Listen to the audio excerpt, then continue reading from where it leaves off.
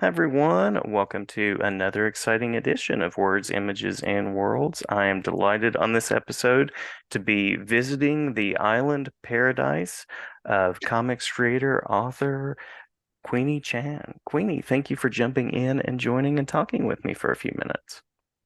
Thank you for having me. It is my pleasure. It is my pleasure. And you are right in pointing out that I do not have a great deal of manga. Is it manga or manga? Manga. I think it doesn't really matter. I think people Yeah, yeah. people tend to know the word if they're into comics anyway, and it's pretty mainstream these days. I think so. People do understand, regardless of which pronunciation you use. Yeah, yeah. So you're one of the first manga people that I've had on, manga creators, and so glad to feature you and glad to feature your work. I usually start out by mentioning a couple of titles, and so I'll certainly do that here. You have created in the world of a Mr. Dean Koontz, I believe.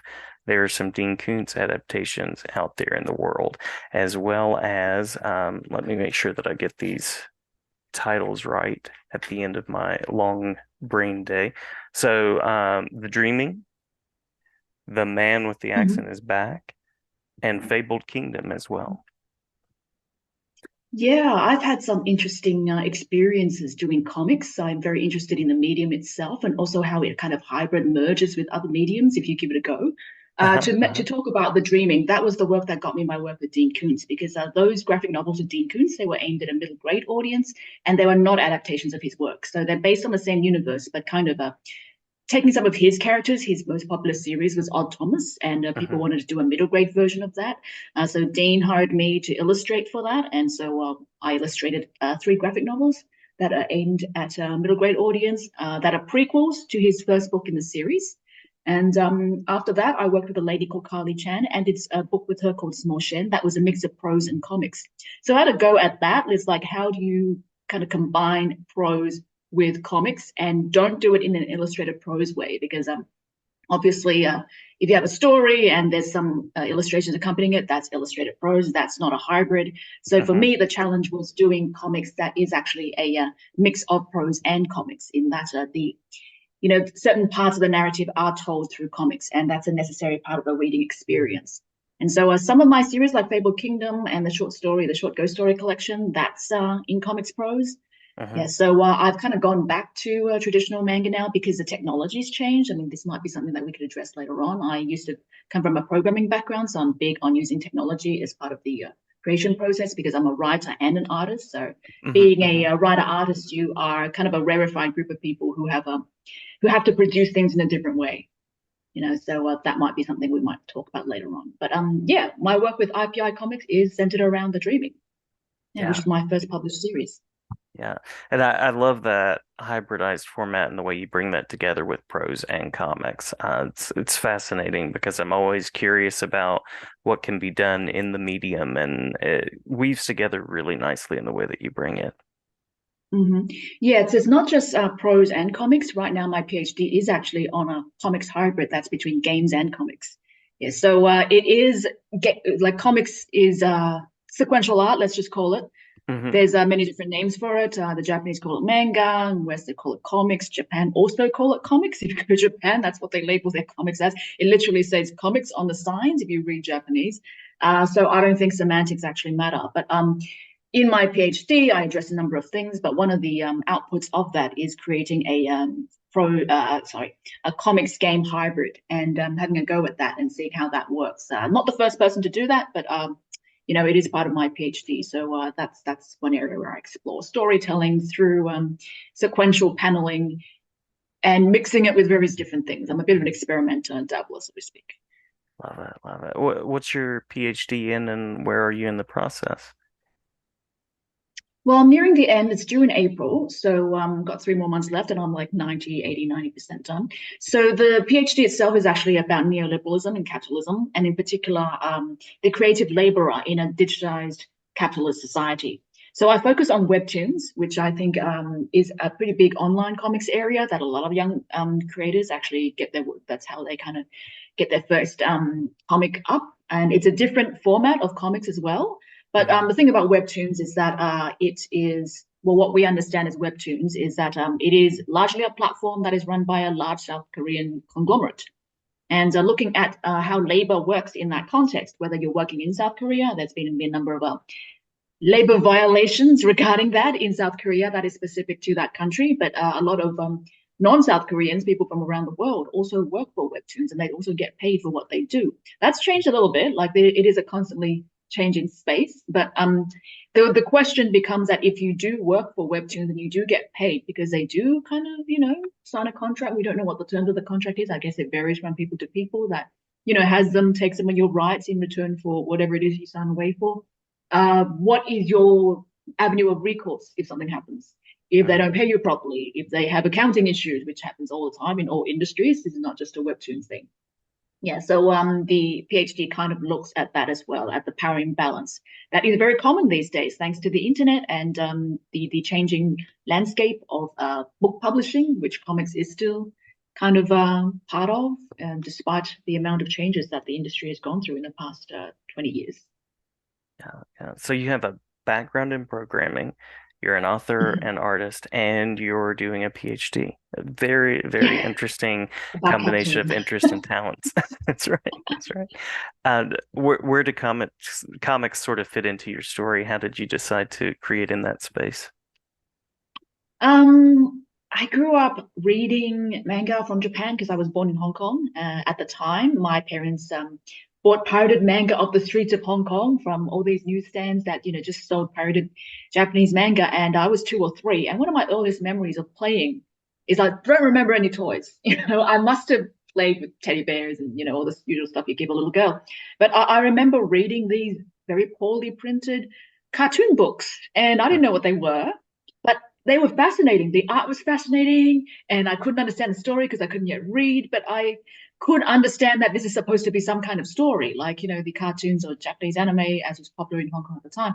And so I think I kind of never changed in my reading habits, in that even when I came to Australia, I migrated to Australia when I was 6 years old. I still kept up my manga reading. I would go to Chinatown in Sydney and buy really, really overpriced stuff that they import from Hong Kong. My Hmm. family would go back to Hong Kong regularly every year. So I would go on a massive buying spree. So I was also exposed to a lot of manga I otherwise wouldn't have been by a family relative.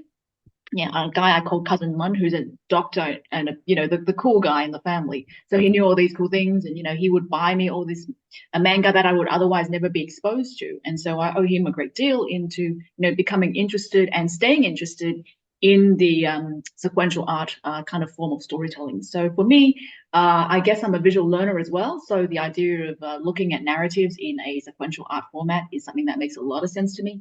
And when I grew up, being a media omnivore, I read prose fiction, read nonfiction, read comics, manga, play video games, watch a lot of movies. The works. Probably the only thing I could say I don't really listen to is probably I don't listen to much music, and I don't really like TV shows, to be honest. I prefer movies as a cinema as an art form.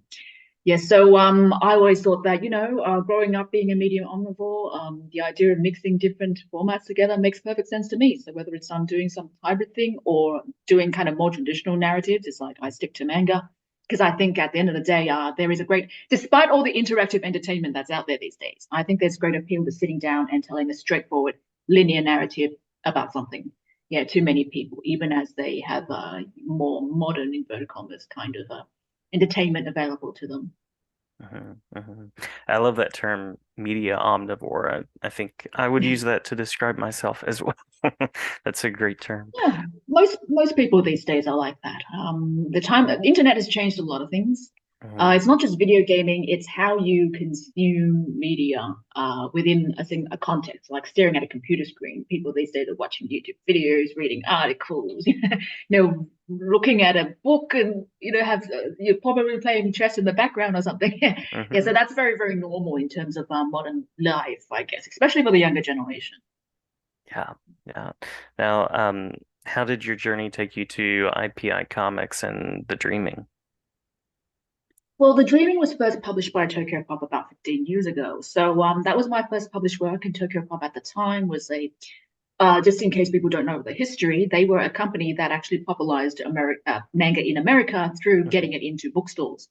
Beforehand, the format for comics was basically monthly 24-page pamphlet, and even people who publish manga, like Dark Horse, I think was an Antarctic Press. There's other publishers in the American comic space that were publishing manga or manga style works, and they did it in the traditional superhero 24-page, format monthly thing, and they may or may not collect it into a graphic novel at the end. So that wasn't really a thing back then. But Tokyo Pop changed that format by literally just putting out these graphic novels, 200-page books, and then just getting into bookstores. And they targeted a demographic that American comics never targeted up until that point, was teenage girls. And so they went to Japan and Korea and got a whole bunch of stuff that targeted teen girls, and they got into bookstores, and suddenly they really, really took off. So they actually managed to find an audience that was not, with stuff that they would be interested in, that an audience that was not being served, and served it. And so they make a lot of money. But things went a bit south during the 2008 financial crisis. But before that happened, they were also looking for their own original IP. So they put out a call online looking for international manga artists to submit original works. And so I did that. I saw their notice online. That was way back in 2002 and 3, I think. And so I submitted an idea, and they didn't like my ideas. And so they came back to me and said, we'd like you to do a haunted school story for 14-year-old girls. And I had a week to come up with that. And I did come up with something pretty decent. So The Dreaming came out. That was 3 volumes. It's a supernatural thriller, mystery thriller about a haunted school in the Australian bush where schoolgirls disappear. It's a Lovecraftian kind of a spooky story, so a bit weird fiction in that. So that's how I personally see The Dreaming. A lot of people may not know what weird fiction is, but it is a kind of a subgenre of horror where you kind of combine the supernatural, fantasy, sci-fi, and horror, that sort of thing. So for the Dreaming, for me, because I was a big fan of Lovecraft, so its influences are entirely Western, despite the art style and the storytelling taking a lot of cues from manga. Yeah, so that was The Dreaming, and the series did pretty well. I got a free trip to Turkey because it was a bestseller in Turkey, of all places. Yeah, they still publishing it in Turkey. So, but Tokyo Pop shut down their publishing department in 2008 because of the financial crisis. And luckily, I got all 3 of my books out. A lot of the other creators that they had were not so lucky. But since then, I've been trying to get the rights back from Tokyo Pop, because they weren't publishing it in a print format anymore. And so after a long time, IPI Comics actually managed to do that, because the series is actually available in schools in Australia, and it should be more available because in Australia, there aren't that many stories that are about Australian culture. And The Dreaming, with its kind of haunted school, it kind of refers to a very famous early Australian story called Picnic at Hanging Rock. So that's been a film, and that was started as a very famous book. It's a pretty famous film in America as well.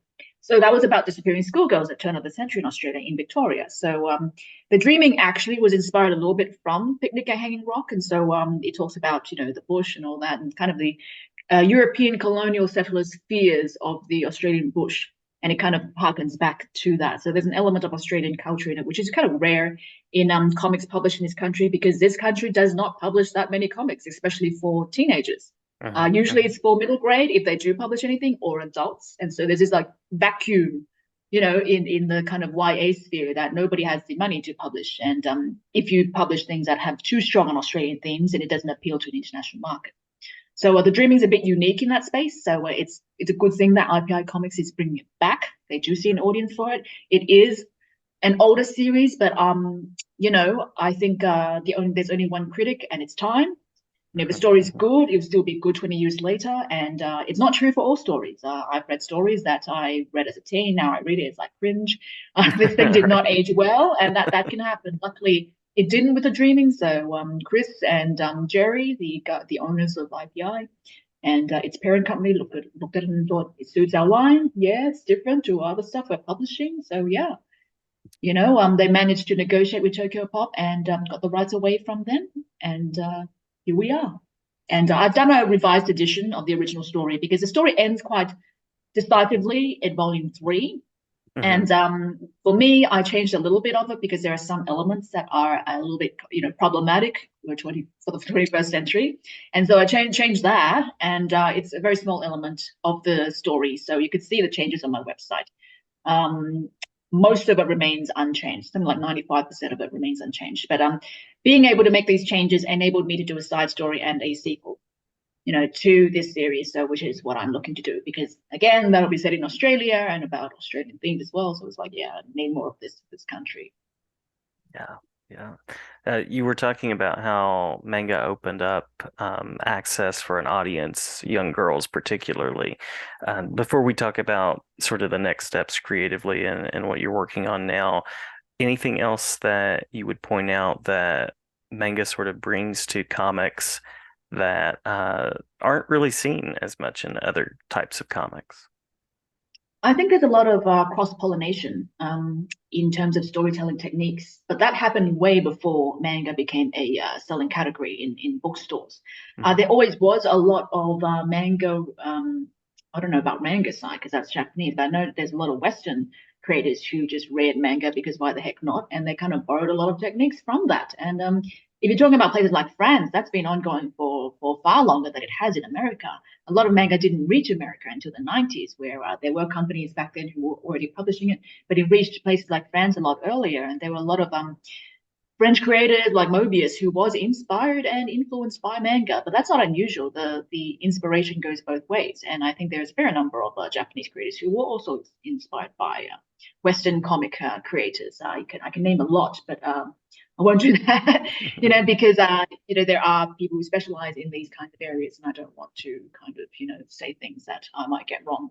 It is not my area of expertise, but I think the most important thing that manga brought to, and especially Tokyo Pop. Say whatever you want about them. There's a lot of, people saying things on the internet that positive, negative. Yeah, I think it's all true. But the Mhm. thing about Tokyo Pop is that they did two very important things.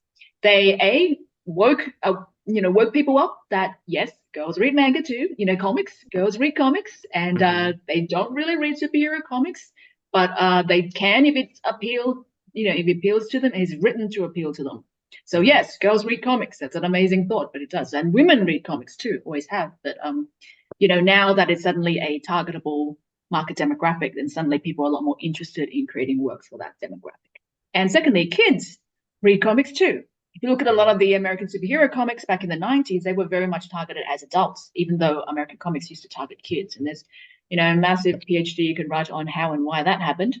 But Mhm. manga kind of brought the attention back to children, and as an educator yourself, I think you understand how important that is to getting legitimacy for the art form in schools. Mhm. Because let's face it, start them young and suddenly they turn into adults that read comics. When previously, it's like, what is this? I'm not going to touch it. It's for kids. Yeah, but as the children grow up with the material, then the people start taking the medium a lot more seriously. Like even in manga, or even though when it started in the early 2000s, a bunch of teenagers, young people reading this, and people are like, "What is this crap?" And then now, a lot of the manga that's being published in America, that's from Japan, are no longer targeted at teens. A lot of them are targeted at older audiences, like people in their 20s, 30s, 40s.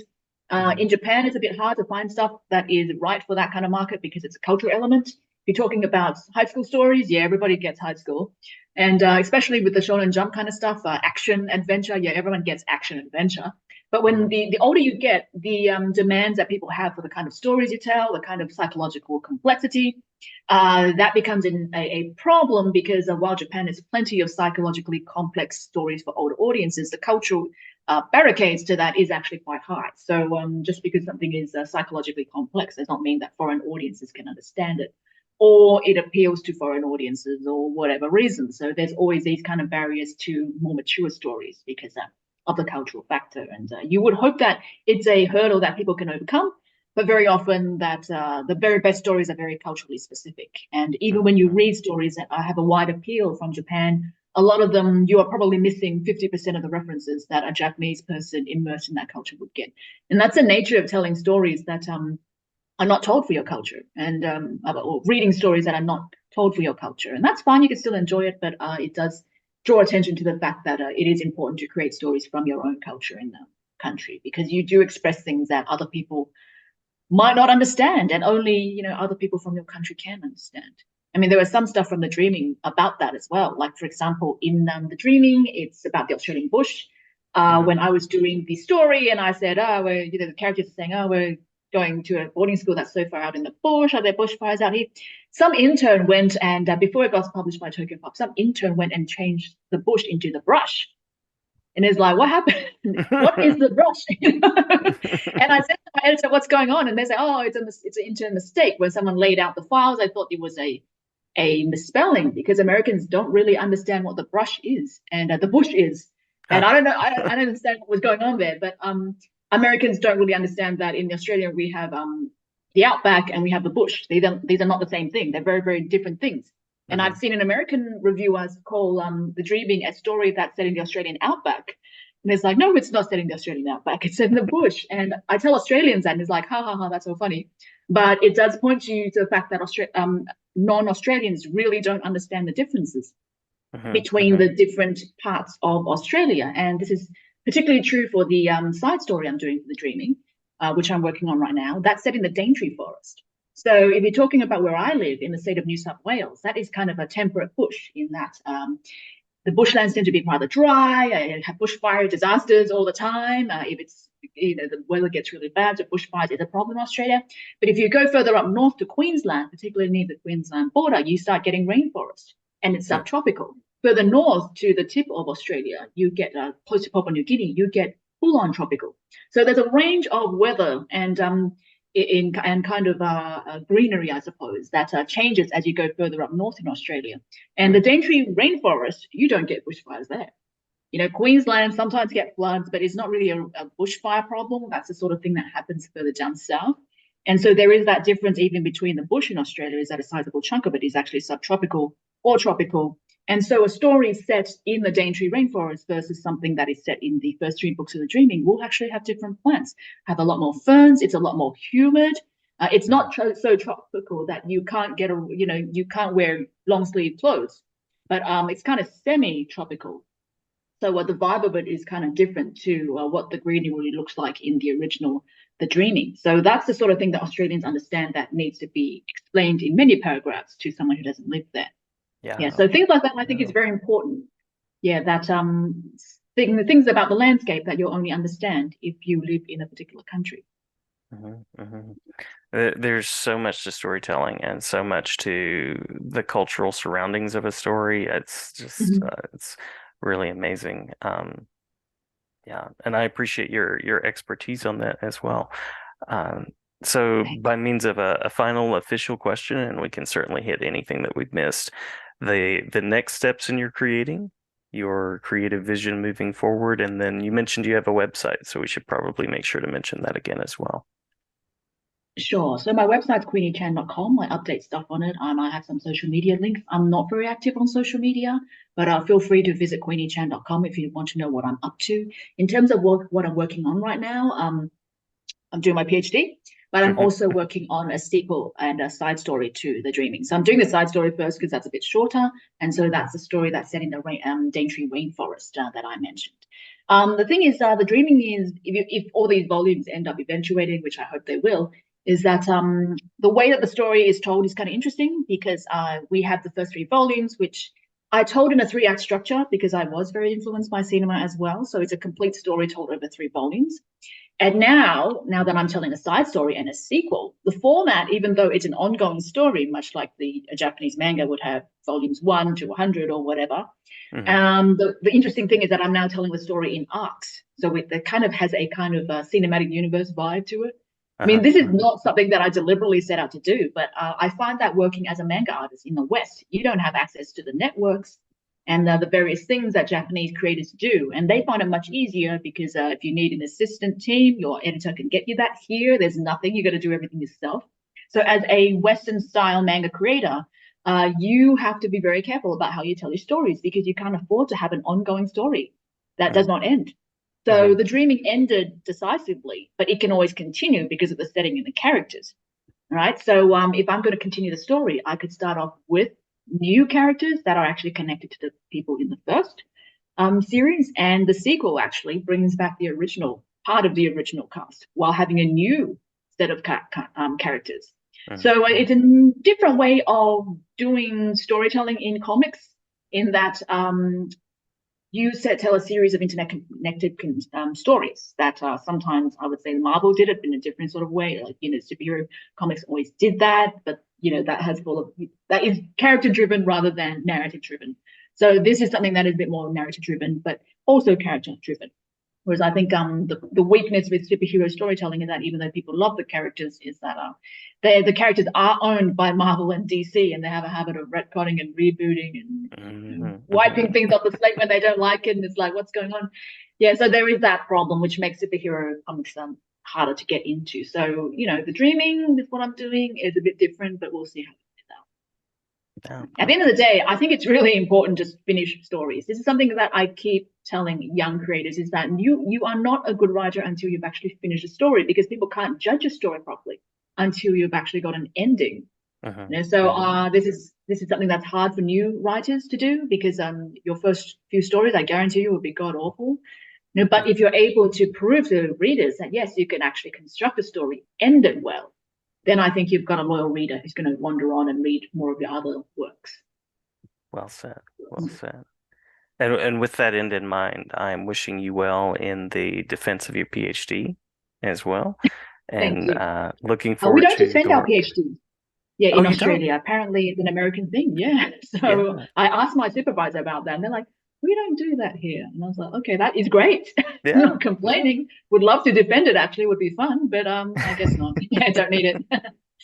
It's more of just a long talk, which it's interesting in America because, or in North America at least, because you get an hour or more to talk about your dissertation, and then when you do conference proposals, you have to chop it down to 20 minutes. And so it's sort of like enjoy getting to talk about the thing for a while. Mm-hmm. Well, Yeah. nevertheless, wishing you well in the PhD journey and looking forward to the work to come. Yeah. Thank you. Yeah, thanks for a All the best for fascinating you too. conversation. Thank you. Thank you.